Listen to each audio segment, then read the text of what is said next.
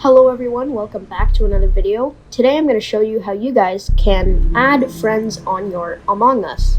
So here's how you do it. It's very simple. First of all, you want to make sure that the friend you're adding, you already have their name, their user ID. To find that, you see the top left button right there with the X's. Click on that and it'll reveal your name. So for example, I am Pure East hashtag 5551. That's how you add a friend.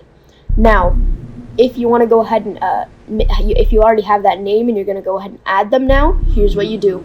You're going to click on the friends in the top right corner. And now you're going to click on, you can add a friend via code.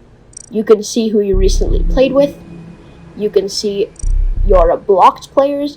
And you can see your friend list. Make sure you're in the friends list tab. And you can either add a friend via code or click on no incoming requests to see if you have any requests.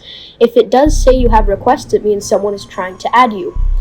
Now you click on add a friend via code, and then you're going to add whichever their name is. And once you're done that, you're going to click on done and click on the plus button with the Among Us character right beside it. That's how you do it, and once you're done, you can X out, and your friend should accept the request, and you guys will be friends. Thank you for watching, and that's how you do it.